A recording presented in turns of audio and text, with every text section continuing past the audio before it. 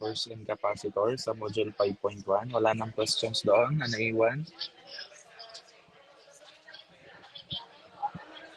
Wala na pong questions na naiwan. Okay. So for today, we will be discussing module 5.2, complex numbers. Meron na ba kayong idea about complex numbers?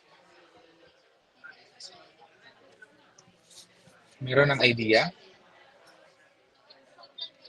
Wala pa siya. Sige.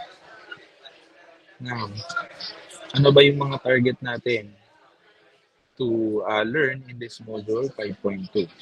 First, to understand complex number, plot the complex number to the Cartesian plane, familiarize with the basic complex number operations, and to convert rectangular form of a complex number into a polar form, or vice versa.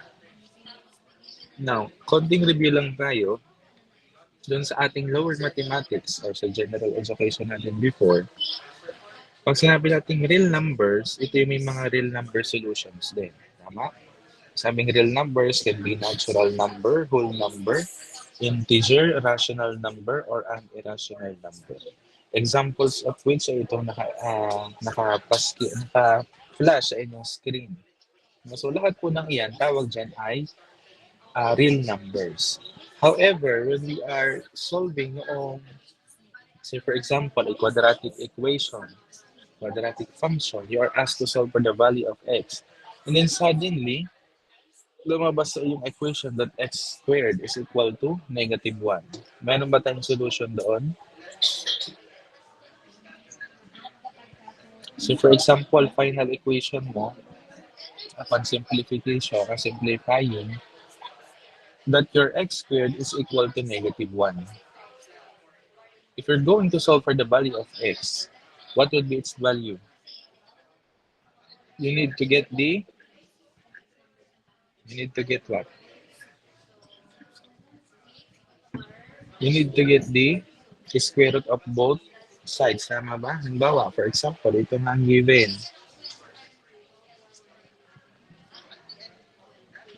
X squared. Ito yung iyong final function upon simplifying the equation. Then you are asked to solve for the value of x. To get the value of x, you need to get the square root of both sides. And then x squared is actually equal to square root of negative 1. Unfortunately, pag ito po inilagay mo sa iyong calcu, anong lalabas? Nakuha po ako ng calcu. Then paki-input, square root of negative 1.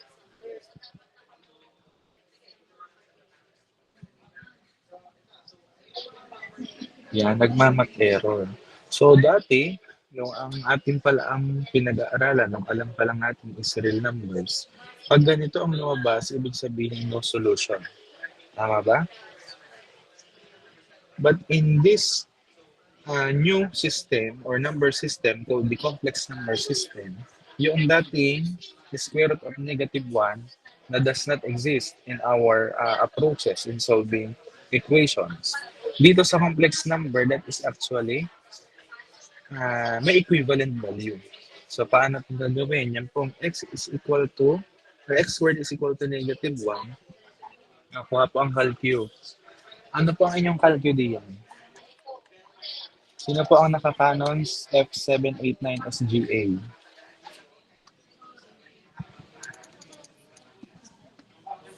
Anong gamit nyo? Yung Casio 911 ES Plus? Paano lupag sa Casio? Kuhain po ang calcu. Pindutin ang mode. Parang yun naman ay mode 2 din. Ang mode 2 nyo ba yung CPLX complex? Okay. Pag na mode 2, try nyo ulit i-type ang square root of negative 1.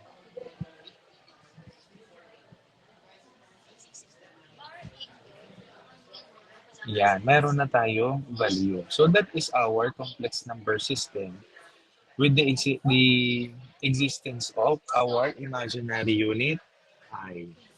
Kaya tayo merong idea na ang tawag ay imaginary unit. So I is actually equal to the square root of negative 1. And if you square both sides of the equation, actually ang I squared is equal to negative 1. So, meron na tayong value ng mga ganyang klase ng problems. Now, ano ba ang itsura ng complex number? So, complex numbers are written in this form. Z is equal to X plus IY. No, pero kalimitan gamit natin is JY. Kasi bakit, sir? As engineering students, yung I kasi nire-reserve na natin for saan ba natin ginagamit ang I as engineering students?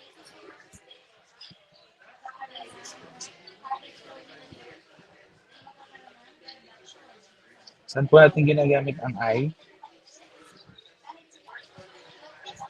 Sa engineering, especially sa ating basic electrical engineering.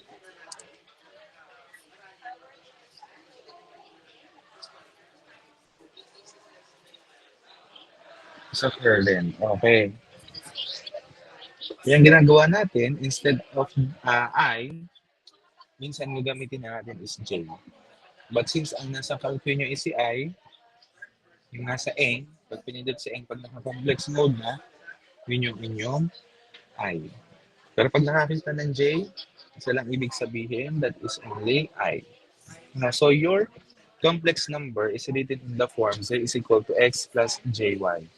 Wherein yung iyong X is the real part, and your Y, yung may katabing J or I, is your imaginary part. Naintindihan po?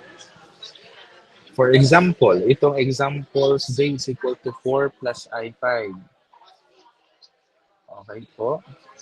Z is equal to 4 plus I5. Ito pong 4 is the X component. Ibig sabihin, this is your real part. And this 5I is actually your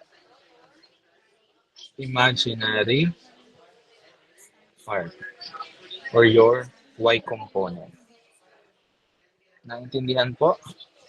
Dito sa next example, square root of 5 is still a real number. And itong 2I is the imaginary part or your Y component. Naintindihan po ang itsura ng complex number? Okay. Why do we have imaginary numbers anyway? Ayan yung sinasabi ko pa na kanina. Electrical engineering in particular has many uses with complex numbers. Imaginary numbers are used to measure amplitude and phase of an electrical oscillation such as audio signals, radio waves, or even waves used in transmitting telephone calls. Which is ito yung ating talagang i-discuss dapat sa ating sa basic electrical engineering. So kaya kailangan nating maintindihan yung concept behind the complex number system. Electrical engineers use imaginary numbers very frequently. For instance, 3 plus J7, where J is equal to, ito dapat ay square root of negative 1. This is different than the way most mathematicians would write it. Kasi minsan lalagay niya ay 3 plus 7i kasi yun na talaga yung approach natin kasi siya naman ang nasa calcu.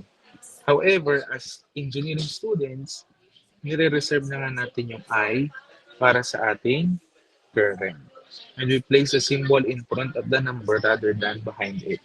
So, pwede pa din naman kung gusto nyo gamitin, basta alam nyo pag nakakita ng J, that is I only. Kung isusulat siya, Z is equal to X plus JY, nasa una si J. Kung isusulat naman is I, that must be X plus YI. Nasa dulo ang I. So, same lamang pong ibig sabihin niyan. Okay? Complex numbers represent points in a two-dimensional complex or S-plane that are referenced to two distinct axes.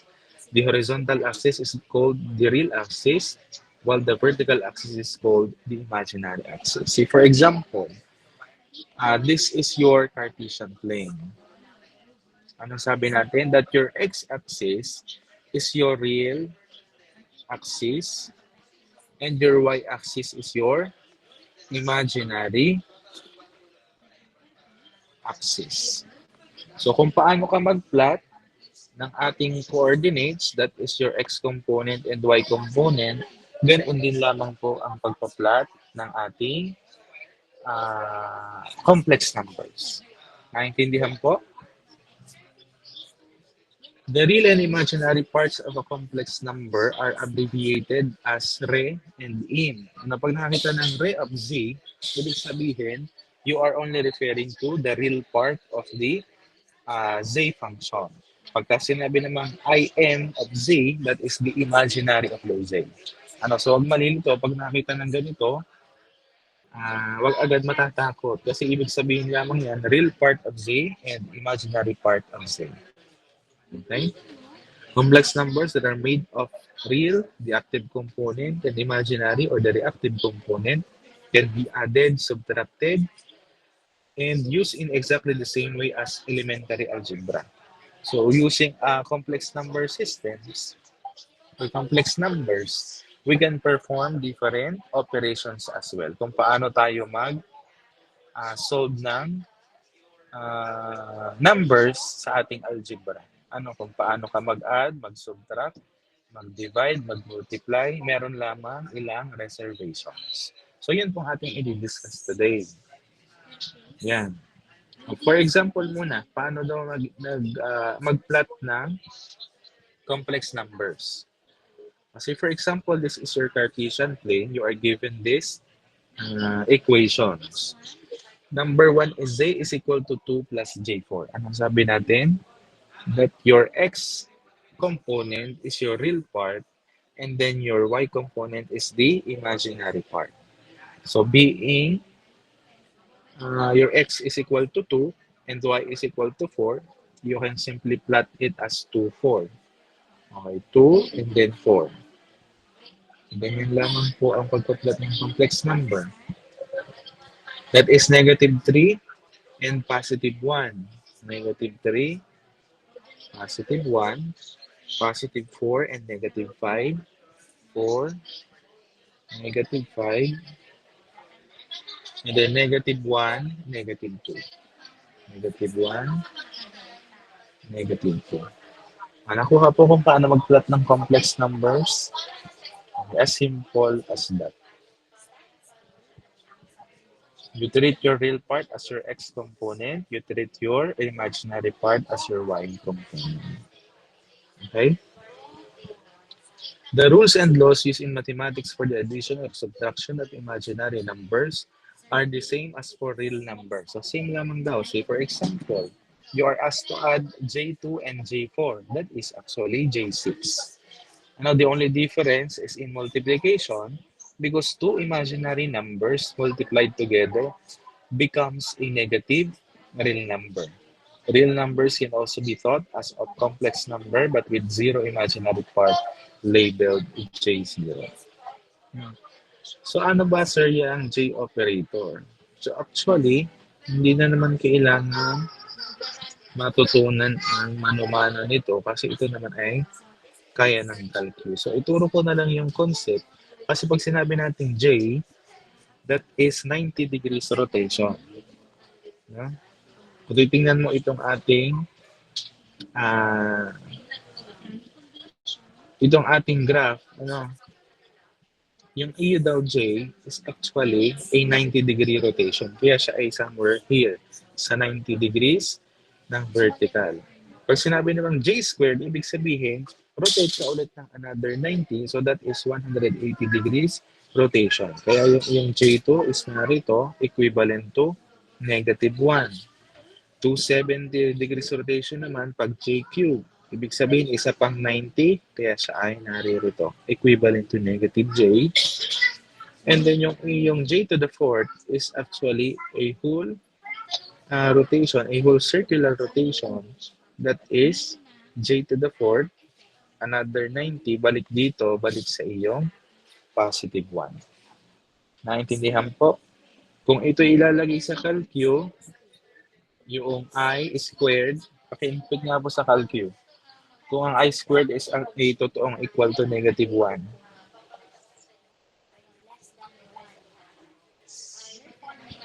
Kita po yung I squared, negative 1. O, si I cube, siya ba ay negative I?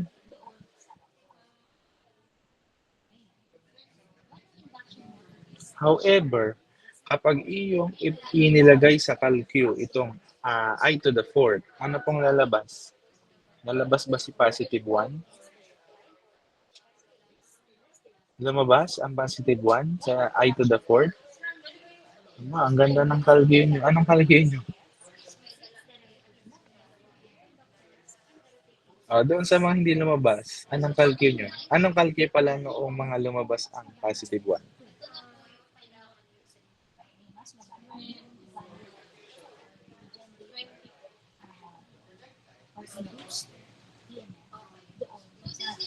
(991EX).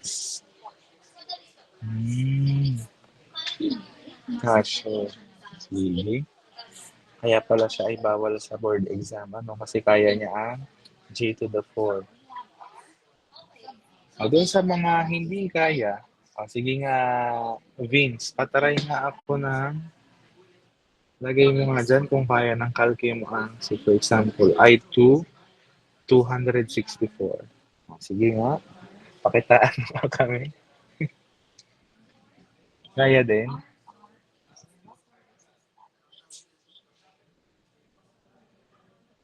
I raised to 264.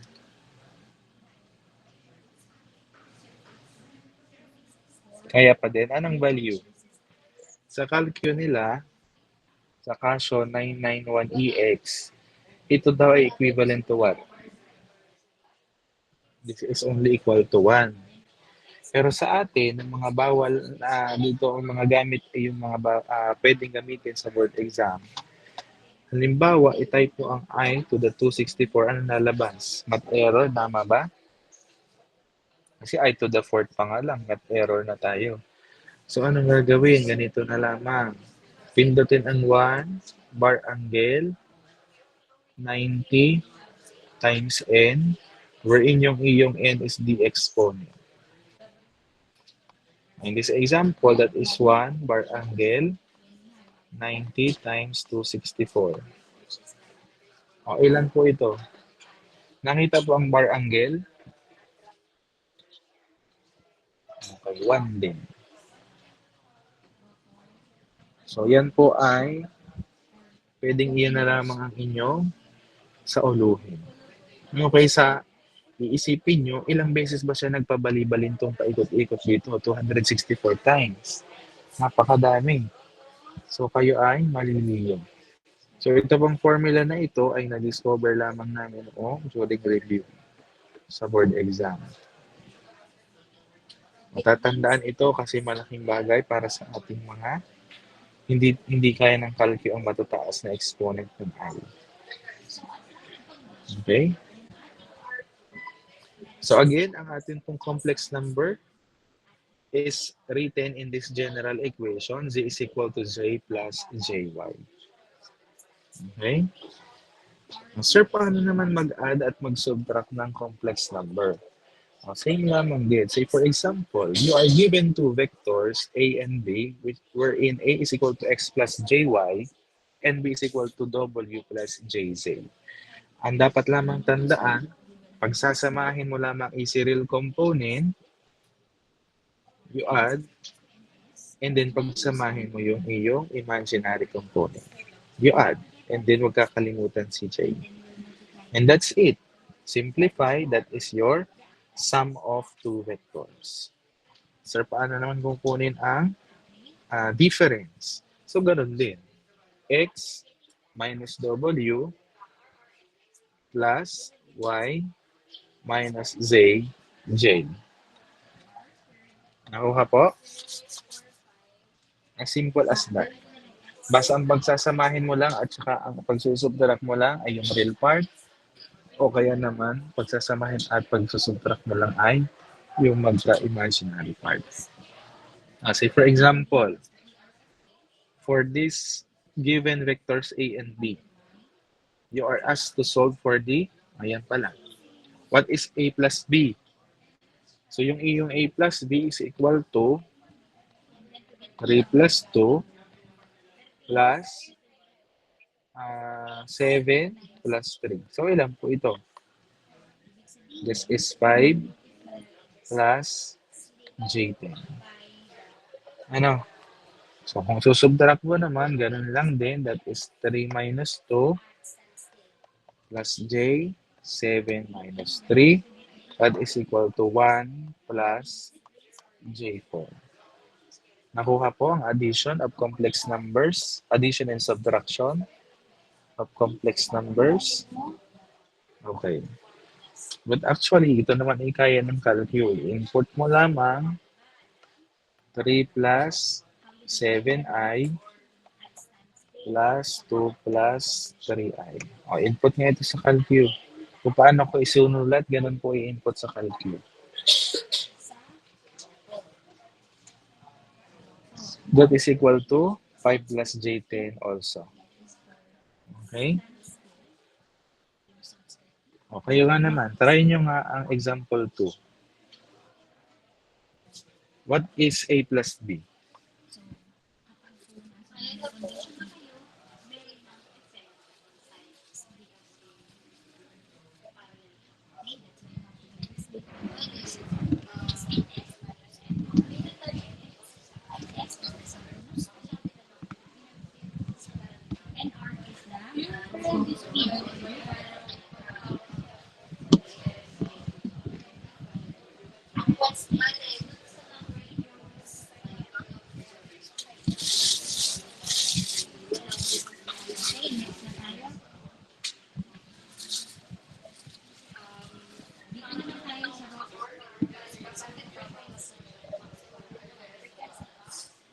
Ano po ang a plus b?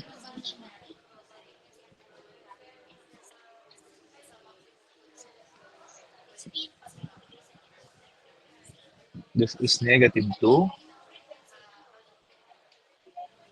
Alin po dyan ang tunay? Minus I o plus I?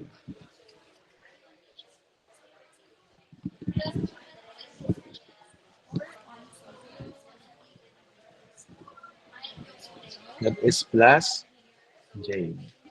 No, kasi negative 7 plus 8. Okay. Ano naman po ang difference?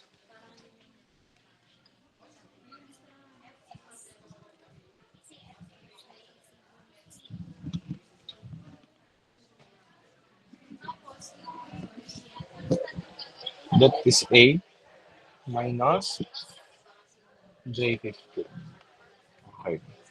Naintindihan po addition and subtraction of complex numbers.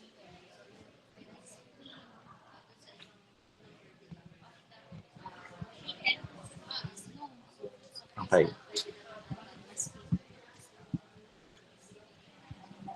Sir, paano naman ang multiplication of complex numbers? Sabi sa atin, multiplication of complex numbers in the rectangular form follows more or less the same rules as for normal algebra, along with some additional rules for the successive multiplication of the J operator. Kasi nga alam natin that J squared is equivalent to negative 1. Ano? So, same na same lang din kung paano tayo mag-multiply. Ang i-consider lang natin is the J operator. So, tinuro ko naman sa inyo yung equivalent ng I is equal to 1 bar angle 90M. Yan. What is A times B if the given values? Given ka ng 4 plus J and then 2 plus J3. So, kung multiply mo yan, A times B, that is just paano lang daw mag-multiply. Parang sa algebra, the same lamang din. 2 plus J3. So, ano po ang, paano po natin multiply?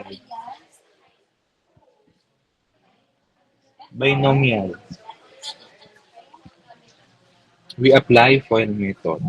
Sige, applying FOIL method. First, that is A. Outer, that is 12 plus J12. And then inner is J2. And then last is J squared times 3. Pero alam natin that J squared is equivalent to negative 1. So, ilan na lang ito? This would be negative 3. So, magiging 5 plus J14. Maintindihan po ang multiplication of complex numbers. Try to solve itong A cross B ng 3 minus J6 at 2 plus J9.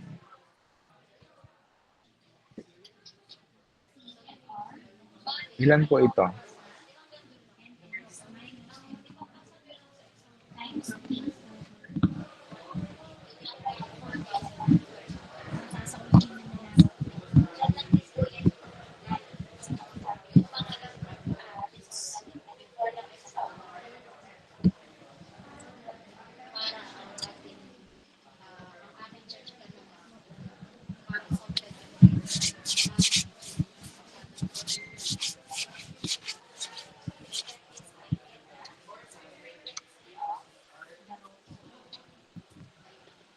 That is 60 plus J15. Try sa Calcu. Input sa Calcu. Kung paano sinulat, ganun din i-input sa Calcu. Again, may nagkaiba lang pala. Magiging 4 plus I times 2 plus 3I.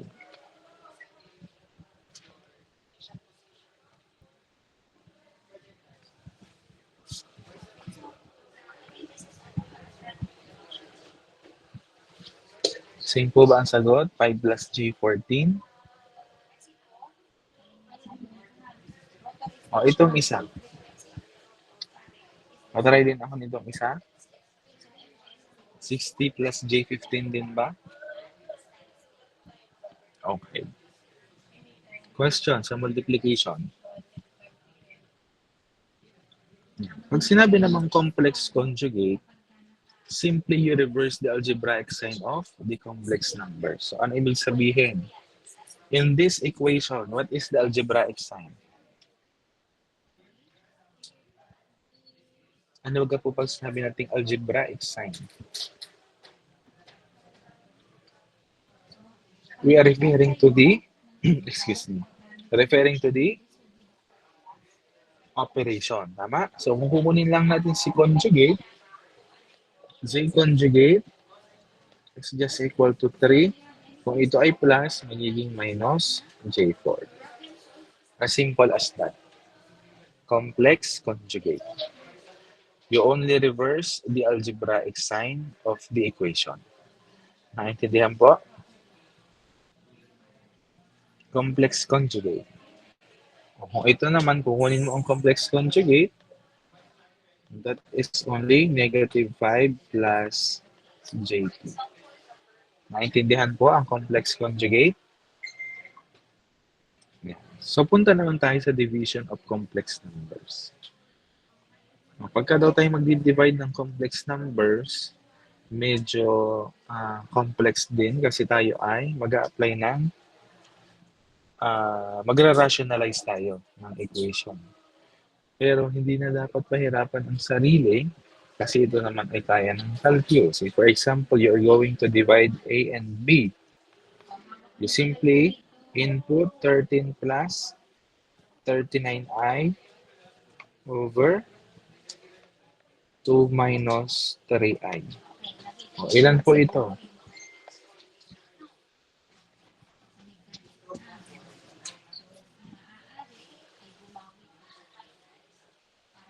This is negative 7 plus J9. So, ganun lamang po. Hindi na pahirapan ang sarili na mag-rationalize. Now, yung complex conjugate, para daw mas ma-appreciate mo. Say, for example, you are given a vector function A is equal to 6 plus J4. Kung ipa-plot mo yan, that is 6, 4. So, nandito yan. No? Kung kukunin mo daw ang conjugate niyan, since you are only reversing the algebraic sign, if this is positive, magiging negative. So, ano lang nangyari? Same magnitude, alin lang ang nagbago? The sign of your imaginary part. So, kaya mapapansin nyo, conjugate is the reflection of your uh, function, your vector function. Naintindihan po? Kasi if itong iyong reference, from positive theta, ano ba lang nangyari? Nag-negate lang yung iyong value of angle.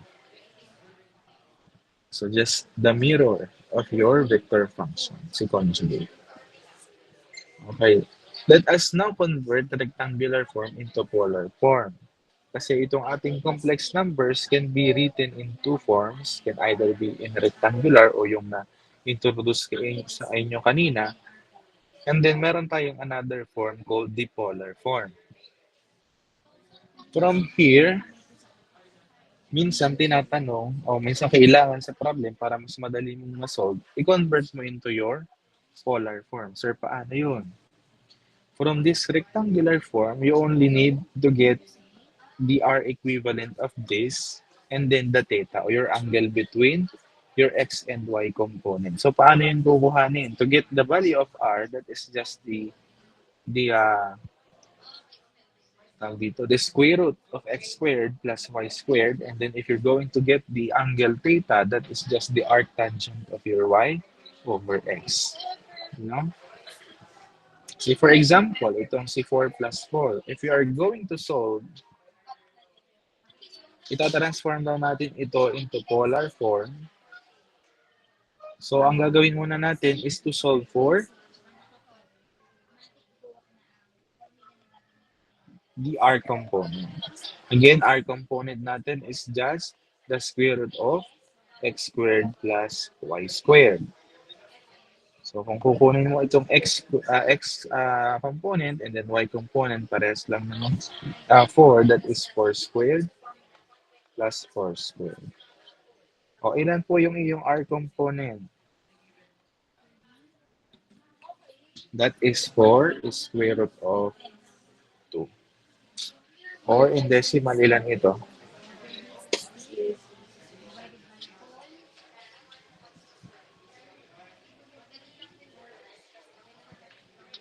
5.656. Okay, and then you solve for your angle theta. Solving for theta, that is just the arctangent daw ng iyong y over x. Eh, ang iyo namang y is just 4, and your x is just 4. So what is the arctangent of 1? This is 45 degrees. Therefore, ang polar form pala ng iyong rectangular form kanina, z is equal to r bar angle theta. That is just z is equal to 4 square root of 2 bar angle 45 degrees. Nasundan po ito?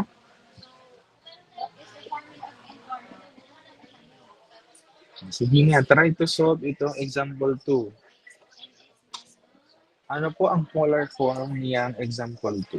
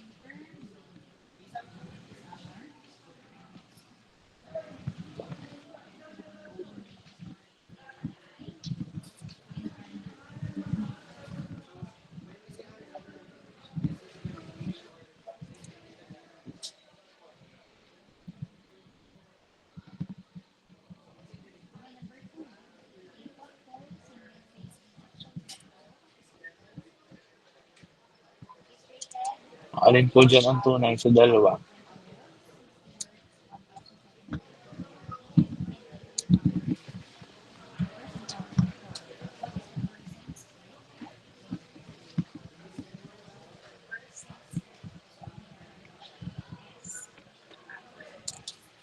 Okay. So that is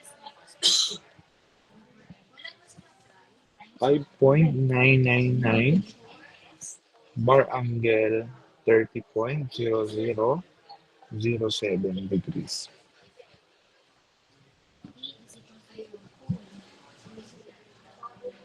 Nakuha po kung paano mag-convert from rectangular form to polar form. Nakuha ang calcu. Input ang 4 plus 4i. Na-input na po ang 4 plus 4i.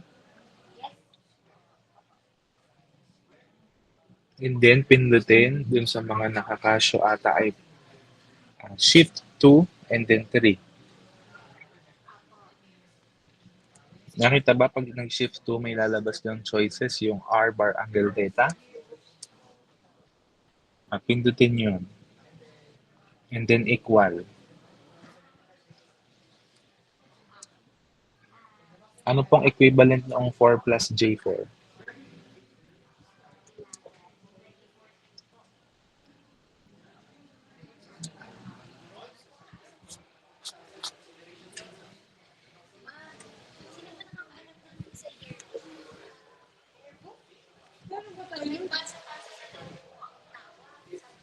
For square root of 2 bar angle 45 also.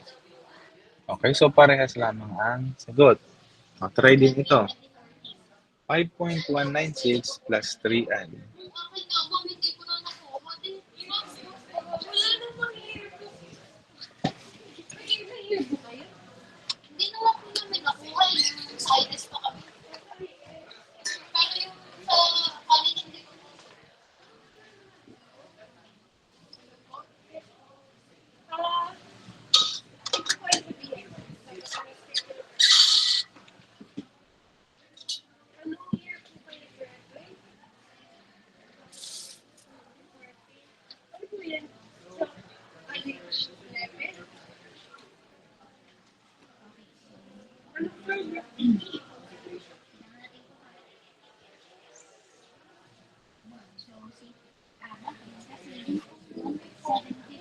Same po ang lumabas, 5.999 bar angle 30.007.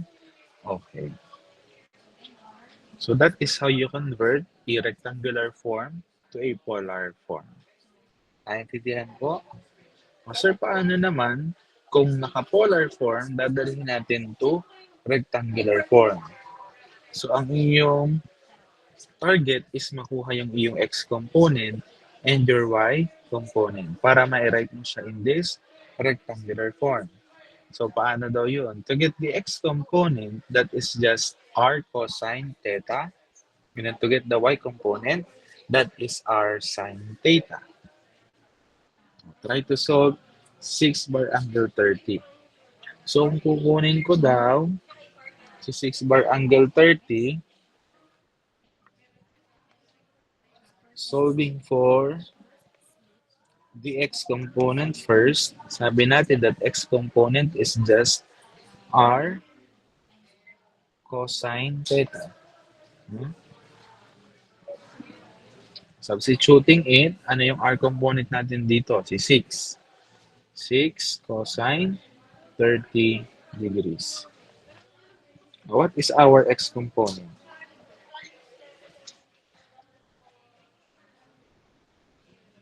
This is 3 square root of 3.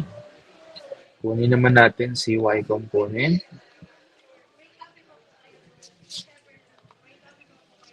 Y is equal to r, sine naman, theta. 6 sine 30 degrees. What is our y component? This is 3. So kung i-rewrite natin siya into its rectangular form, that is z is equal to x plus jy, that is 3 square root of 3 plus j3. Nakuha po ito?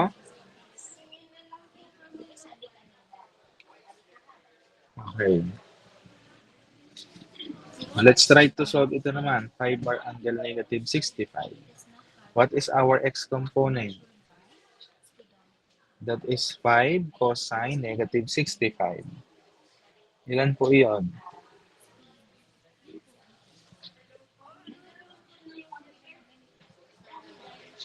2.1131.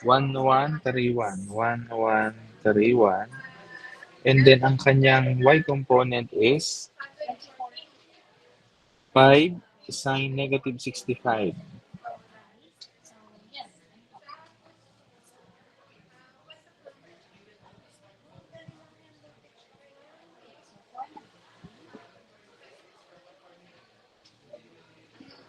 Negative. It is minus 4.5315.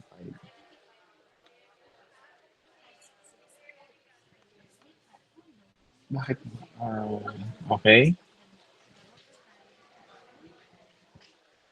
Nakuha po kung paano mag-convert from polar to rectangular. O, kuha ulit ang calcu. I-input naman ay 6 bar angle 30. And then equal, lalabas na agad yung kanyang rectangular form. Same lang po ang lumabas. Okay, ito namang isa, 5 bar angle negative 65. Same ba ang lumabas? Okay. Naintindihan po? Rectangular to polar and then polar to rectangular. Okay. Na paano naman daw mag-multiply and divide polar form of complex numbers? See, for example, you are going to multiply Z1 and Z2 in polar form. Ano lang daw ang gagawin? You only multiply the R components and then bar angle, you add the angles. Okay, you just add the angles. Sir, paano naman pag division? You divide the R component and then you subtract the angle. Nakuha po? Nakuha po ang formula. You multiply the R component and then you add the angle. If you divide naman, you divide the R component and then you get the difference between the angles. Okay, so let's try to solve this one. Ano daw ang product ng 6 bar angle 30 and 5 bar angle 15? So, kukunin natin ang product. That is 6 bar angle 30 times 5 bar angle 15. Ang sabi sa atin, we only multiply. Parang masakit siya sa mata.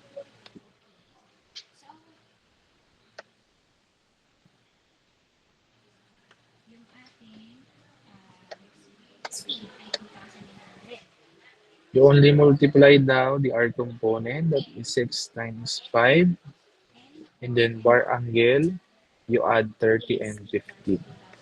Therefore, yan pala ay 30 bar angle 45 degrees. Kuha po. Ito namang isa. 5 bar angle negative 65 multiplied by 2 bar angle 90, that is equal to 5 times 2 bar angle negative 65 plus 90. So, ilan po ito? 10 bar angle negative 65 plus 90 is positive 25. Tama ba? 25 pa? 65, 90. Okay. Nakuha po ang multiplication of complex. O, input sa calculus kung paano sinulat. Parenthesis, 6 bar angle 30, 5 bar angle 15. Same lang ba lumabas? So, you try naman yung isa, 5 bar angle negative 65, 2 bar angle 90.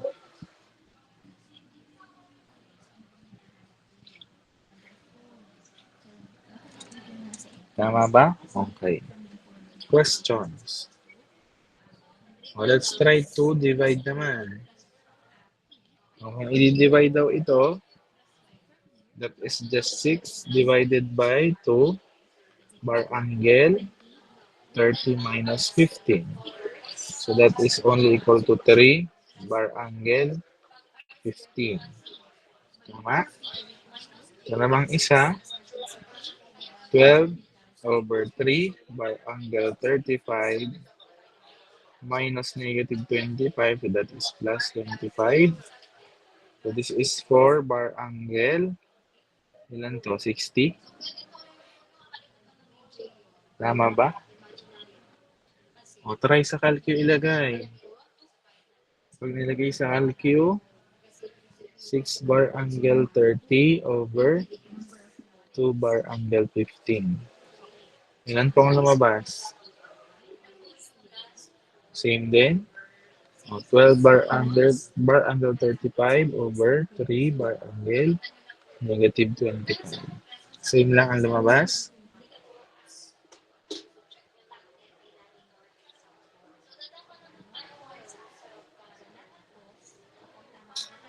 Same lang po ang lumabas.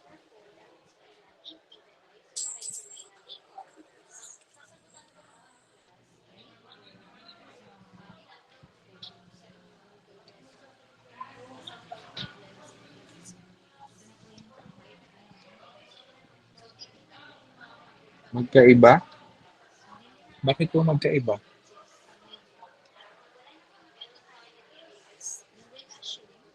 Ano po ang lumabas? Dito.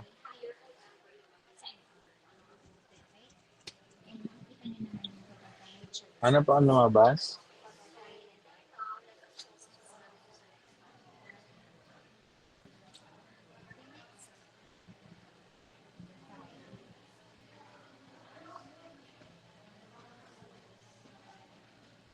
Mahaba. Pakibasa nga po ng lumabas.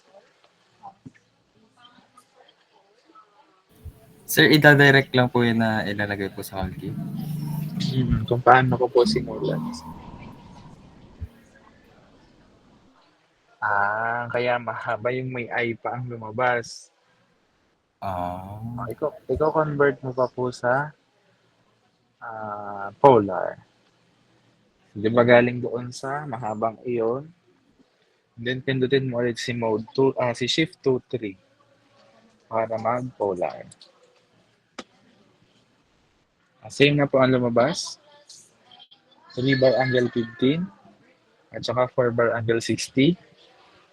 Okay. Questions?